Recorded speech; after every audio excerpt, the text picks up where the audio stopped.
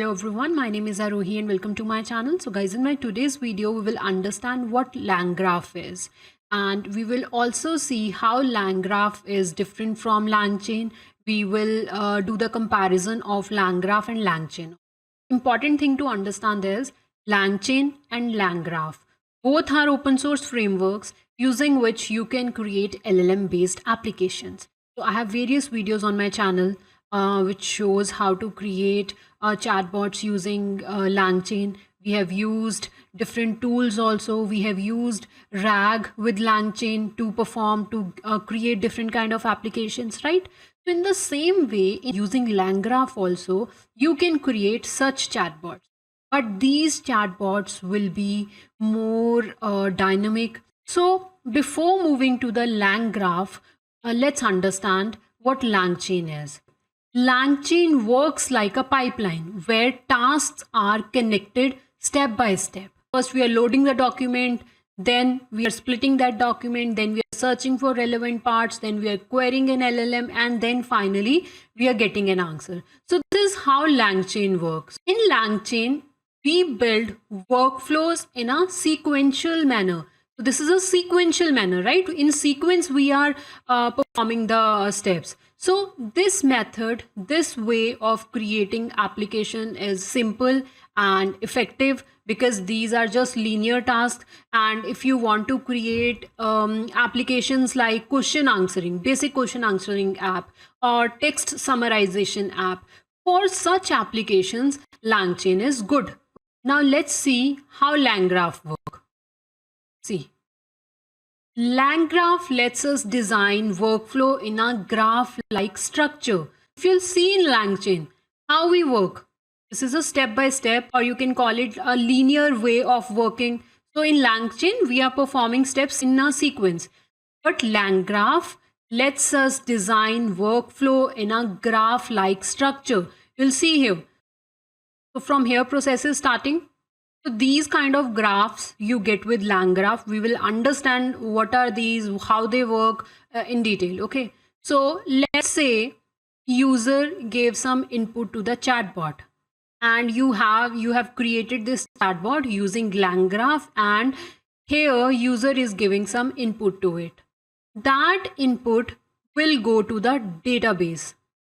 If database have answer of that query, then database will directly send that to response generator and user will see the final response. But if database doesn't have the answer of the question which user asked, then database will send that query to the web search. Here web search tool will perform the functionality. It will search the web and it will try to get an answer. And let's say if over here web search tool was able to get the answer, that answer will go to the response generator. Then this response generator will show the final answer to the user. But let's say web search also doesn't get the answer of that question. Then web search tool, the question from here will go to the human agent, and then human agent will solve the question of the user and it will send the response to the response generator, and finally user will get the answer. So over here, this user input, user is giving some input, so some task is happening here, right? And then database query. So over here, let's say we are using database tool. Okay. For web search, we are using some web search tool. All right, here also we are using tool. Then human agent, here also human agent will perform some task, and response generator, this over here we are performing some task. So in LangGraph, wherever some action is happening, task is happening, tool is getting used, that thing is called node. So this user input is a node because user is asking a question, some task is happening here. Then this database query, this is a tool. Some work is happening here also. So this is also a node. Web search tool is getting used. So this is also a node. Human agent, some task is going on here also. So this is also a node. Response generator, we are performing some task here also. So this is also a node. So in LangGraph, there are three important components. First is node, second is edge, and third one is state. We are understanding these three components one by one. The first one is node. So node is the task which is happening, or the tool which you are using, or the action you are performing. Okay. Now we know what node is. Now let's understand what is edge. So the connection between any two nodes is through edges. So the input of user is going to database. So there is a connection between these two nodes. So this is called edge. Then from database query, if database doesn't have the answer, then the database is sending that question to web search. So here also there is a connection between these two nodes. So this is also a edge. If database, let's say database got the answer which user asked, then database is connecting with this over here, response generator, right? So this is also a edge, right? And then if web search have the answer, then web search is getting connected over here. This is also a edge. Here the edge simply means the connection between two nodes. The one node is sending information to the other node, or the question from one node is getting to the next node, or there is a connection between any two nodes, is called edges. So nodes are tasks, edges are connections, right? Nodes are tasks which are happening. Connections means connection between the nodes. And now let's understand what this state means. So we will understand this with the help of example. So this is the same graph I'm showing you over here, right? This is the same graph. Now let's say user asked this question, find product information online. So this is the user's input. This question is going to database query first. So after this first node, this is the first node, right? So this is the start node, means the process is starting from here, and this is the end node, means the process is ending here. Okay. Now user input, this is the first node. So after first node, what is the state? What is the state after first node? State simply means it will carry the information from one node to the next node. Okay. So what information this user input node have? The question, this find product information online. So after this first node, the state will have which information? State will have this information over here. So it will have find product info online. Okay, this is what it have. State simply means it is carrying the information.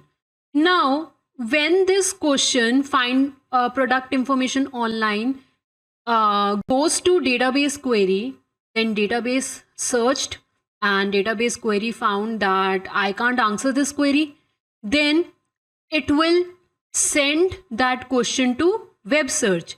Now this path, because the question is get the information online, so for that web search will be performed. So over here, what will be the state after second node? After second node, what will be the state? The information from this node and the previous information will become the input, will be in the state. So that means this one will come here Additionally, let's say database said, I don't have the answer. Let's say this is the response of database, and then database send that query to web search. So now after second node, we have this line and this line in state. In the same way, from web search, let's say web search, through this web search, we got the answer of the user's question, find the product information online. Let's say after web search node, we got the answer. So in that case, what will happen? Web search will be getting connected to response generator. And how they are connecting? Using edge. And the state over here, now the state after third node will be this, and whatever the output this web search tool gave that. So first, second, and the third node output will be in the state. So state simply contains information from all the nodes which we have in the graph. Now, what is the benefit of this? Why is this state management important? Why this state which we are managing over here, after each node we are storing the output of that node, whatever the data is there, we are storing it. Why we need it? So the state ensures that the system can remember past actions, inputs or decisions, and it can use that memory to guide the future steps. So state is the information being passed and updated as the workflow progresses. So let's understand, why is this state management important? So let's talk about context awareness. Let's say user is talking to a chatbot. So it will help maintain the context of the conversation, right? So for example, in a chatbot, if user says, what is the price of this item? So our chatbot should remember what this item refers to over here, because this item which user is writing right now, so that item user have mentioned earlier. So, that's why user is saying, no, what is the price of this item? Because user mentioned that item earlier, and now user is expecting that the chatbot should know what that item is. So that's why user is not writing the name of that item again and again. So over here, our chatbot should remember what this item refers to. How it will remember this thing?